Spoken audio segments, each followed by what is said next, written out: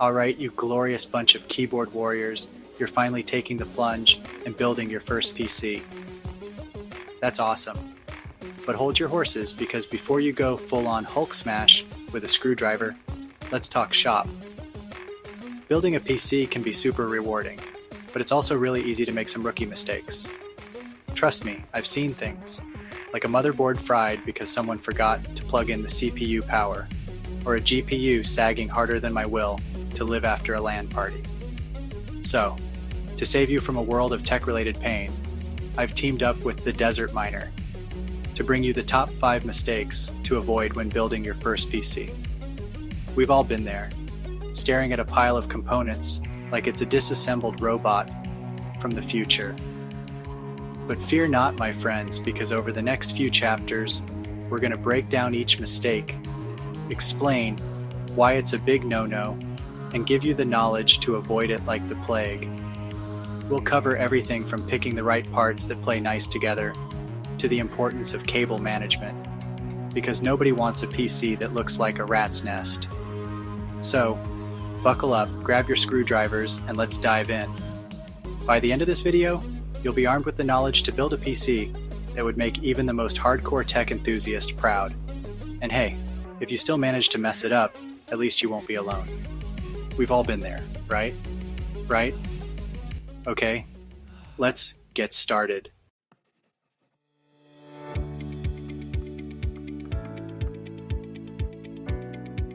Alright, let's talk about planning. You're excited to start building, but diving in without a plan is risky. Compatibility is key. Check CPU, motherboard, RAM, and power supply. Use tools like PC Part Picker to avoid issues. Spend time planning, and your future self will thank you. Now let's move on to the next crucial step.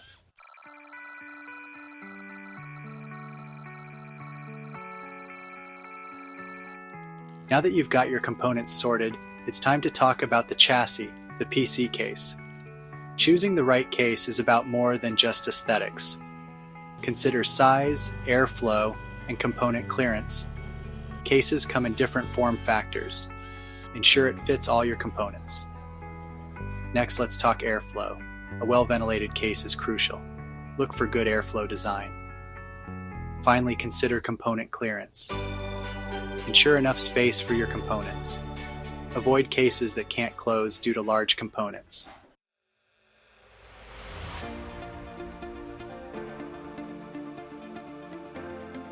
Alright, we've talked about compatibility in cases, but there's another crucial piece of the planning puzzle that often gets overlooked: the power supply.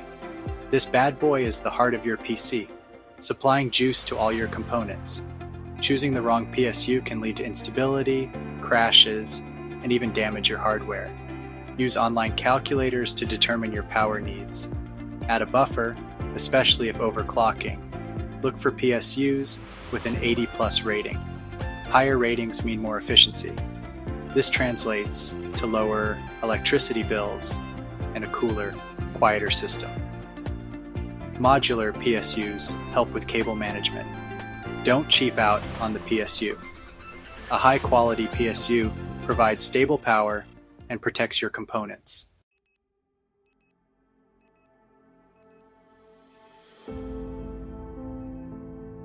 Alright, let's talk about everyone's favorite topic: heat. Or more specifically, how to keep your PC from turning into a miniature sun.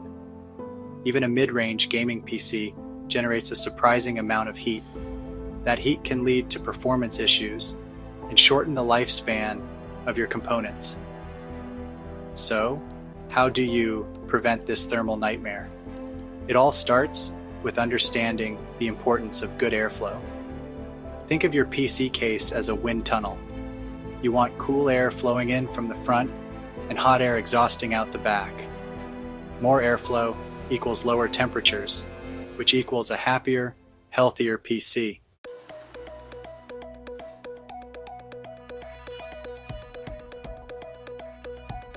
Okay, so we've got the airflow sorted, but what about the heart of your thermal solution?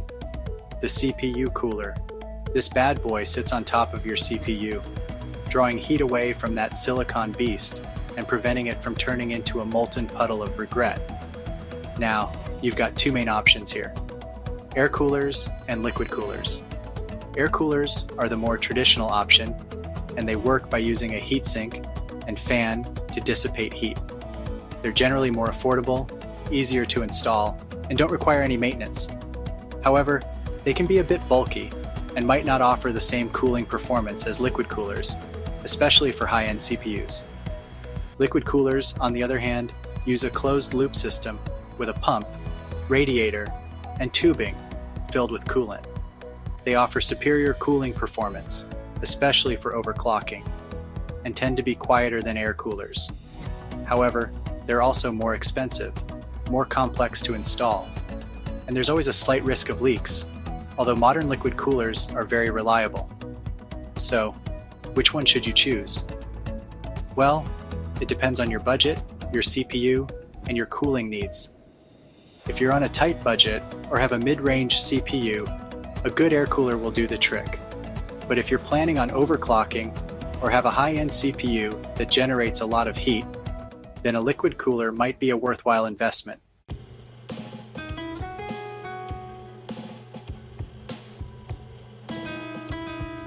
Alright, we've talked about airflow and coolers, but there's one more crucial component to your cooling setup that often gets overlooked: thermal paste. This silvery goop might seem insignificant, but it plays a vital role in transferring heat from your CPU to the cooler. Think of thermal paste as the bridge between your CPU and cooler. It fills in any microscopic imperfections on the surfaces, creating a smooth, even contact that allows for efficient heat transfer. Without thermal paste, you're essentially relying on air to transfer heat, which is about as effective as trying to put out a fire with a squirt gun. Now, applying thermal paste can be a bit intimidating, but it's actually quite simple. You only need a small, pea-sized amount in the center of the CPU. The pressure from the cooler will spread it evenly. Just make sure not to use too much, as it can actually hinder heat transfer. There are tons of different thermal paste brands and formulations out there, each with their own pros and cons. Some are better for high temperatures, while others are more electrically conductive. Do your research, read reviews, and choose a reputable brand. And remember, thermal paste does dry out over time, so it's a good idea to reapply it every few years, or whenever you're changing your cooler.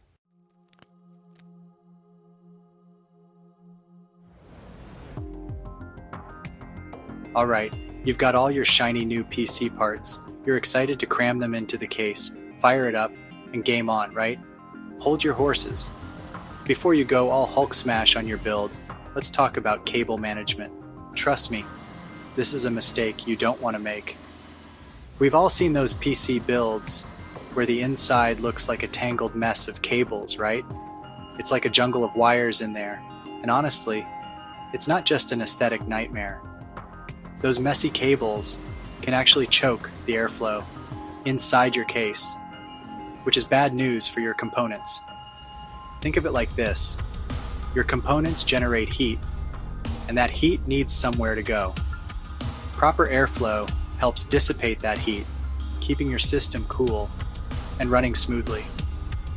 But when you've got cables blocking the way, it's like trying to breathe through a straw. Your system will struggle to stay cool, and that can lead to performance issues, instability, and even shorten the lifespan of your precious components. So yeah, cable management might seem like a small thing, but it can make a big difference in the long run. A little time spent tidying up those cables can go a long way in ensuring your PC runs cool, quiet, and stable for years to come.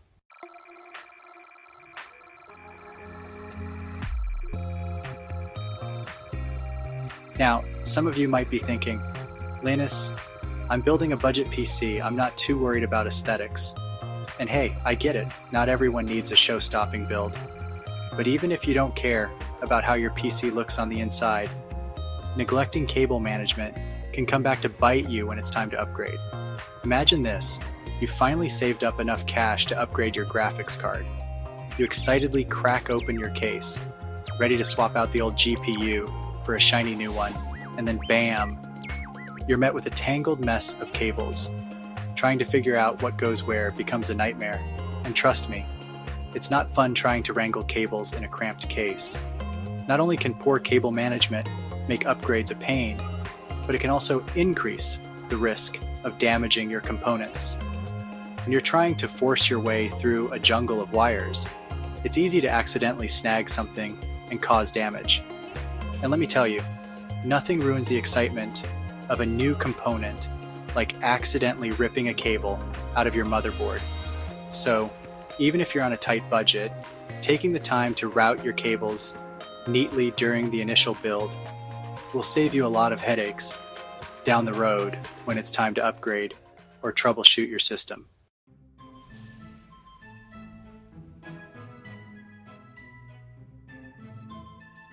Okay, so we've established that cable management is important, but how do you actually go about doing it? Well, the good news is that it's not rocket surgery. With a little planning and the right tools, you can tame even the most unruly cables. First things first, take a good look at your case. Many modern cases come with built-in cable management features like grommets, tie-down points, and even dedicated compartments for routing cables. Familiarize yourself with these features and plan out your cable routes before you even start connecting anything. Next, grab yourself some zip ties or Velcro straps. These are your cable management best friends. Use them to bundle cables together and secure them to the case, keeping everything nice and tidy.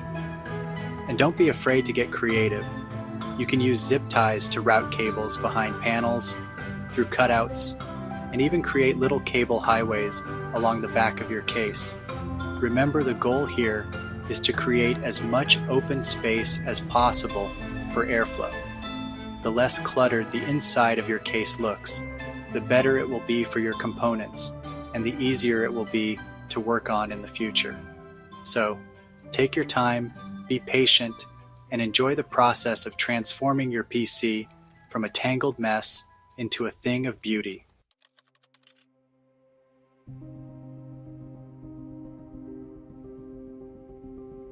Alright, imagine this. You're about to perform open heart surgery, right? You wouldn't just crack open the chest and start fiddling around without making sure your tools are sterilized and working properly, would you? Of course not. That'd be insane. Building a PC is kind of similar, but instead of a beating heart, you've got a CPU, and instead of scalpels and clamps, you've got screwdrivers and thermal paste. The point is, you want to make sure all your components are in tip-top shape before you even think about putting them together. That's where component testing comes in. Think of it as a pre-flight check for your PC parts. You're essentially giving everything a quick once-over to make sure it's powered up, functioning correctly, and ready to be integrated into your shiny new build. We're talking CPUs, RAM, GPUs, storage drives, the whole shebang. By testing them individually outside the case, you can catch any DOA, dead on arrival components, early on and avoid a world of headaches down the road. Trust me, it's way easier to troubleshoot a single component on a test bench than it is to diagnose a problem inside a fully assembled system.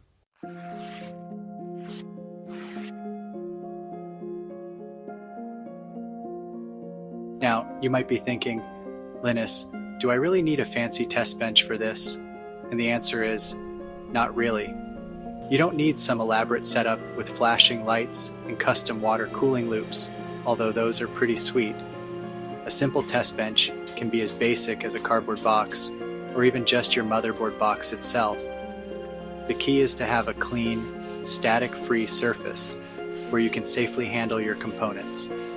Make sure to ground yourself before touching anything to avoid any accidental static discharge, which can fry your precious parts. Remember that anti-static wrist strap we talked about earlier? Now's the time to put it on and channel your inner electrician. You'll also need a basic screwdriver, preferably magnetic, to avoid dropping screws into your components. We've all been there. and maybe a can of compressed air to keep things dust-free. See? Simple. With just a few basic tools and a little bit of space, you can create a perfectly functional test bench that'll make your PC building experience a whole lot smoother.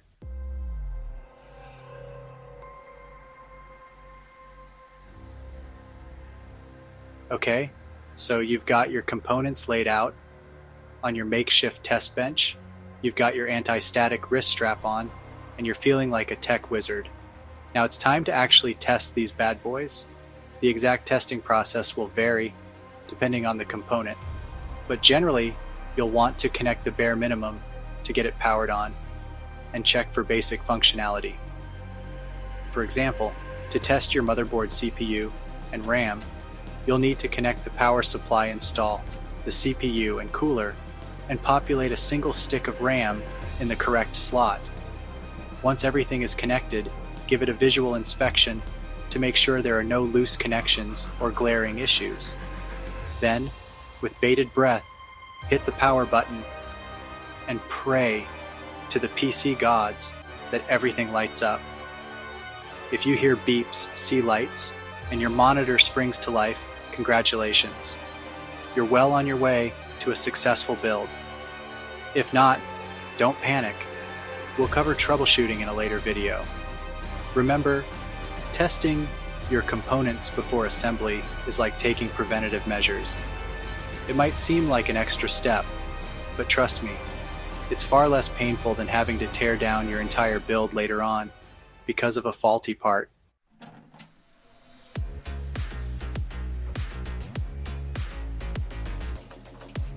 Alright, so we've talked about the importance of choosing compatible components, ensuring adequate cooling, managing those pesky cables, and testing everything before assembly. Now let's dive into a slightly more technical but equally crucial aspect of building a PC: the BIOS. Now, the BIOS, or Basic Input-Output System, is essentially the firmware that resides on your motherboard.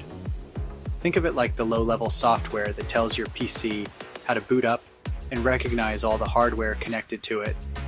It's like the brain of the operation, making sure everything talks to each other in perfect harmony. And just like any other piece of software, the BIOS can be updated to improve compatibility, fix bugs, and even add new features. Motherboard manufacturers often release BIOS updates to address compatibility issues with newer CPUs, RAM kits, or even to enhance performance. Ignoring BIOS updates is like refusing to update your phone's operating system. Sure, it might seem fine at first, but eventually you'll run into compatibility issues, performance bottlenecks, and you might even miss out on some cool new features.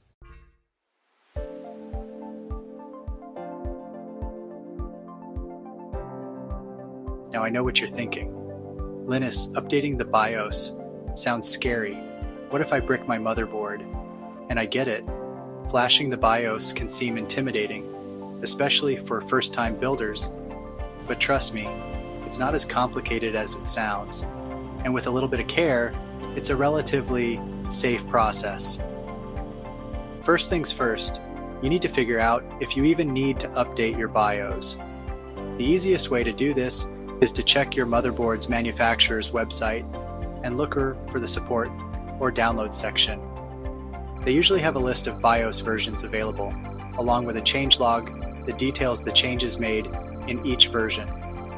If you see a BIOS update that specifically mentions improved compatibility with your CPU or RAM, or if you're experiencing any weird instability issues, then it's probably a good idea to update. However, if your system is running perfectly fine and there are no critical updates available, then you can probably skip this step. Remember, if it ain't broke, don't fix it, but it's always good to check for updates every now and then, just to be safe.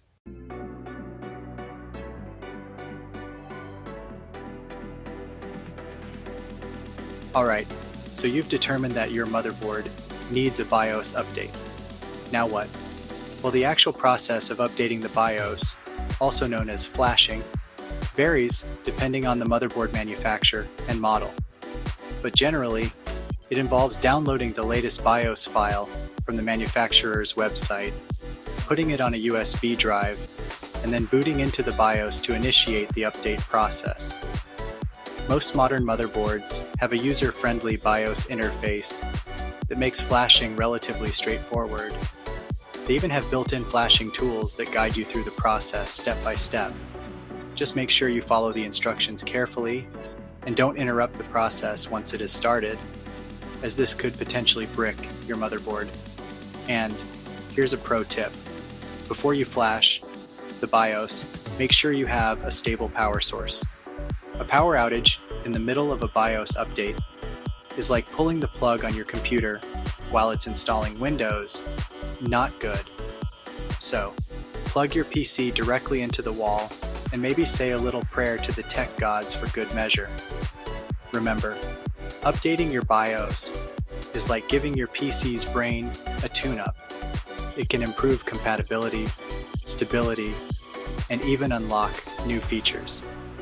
So don't be afraid to take the plunge, but proceed with caution and always follow the manufacturer's instructions carefully.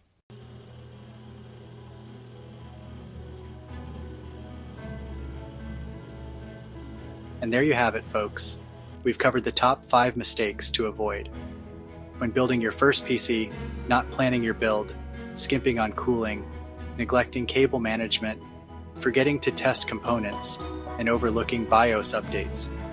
Avoiding these common pitfalls will save you a ton of time, frustration, and potentially even some cash. Building a PC should be a fun and rewarding experience, and by following these tips, you'll be well on your way to building a beastly machine that'll make all your gaming and productivity dreams come true. Ready to build your dream PC? Hit that subscribe button for more tips, tutorials, and epic builds. Until next time, happy building.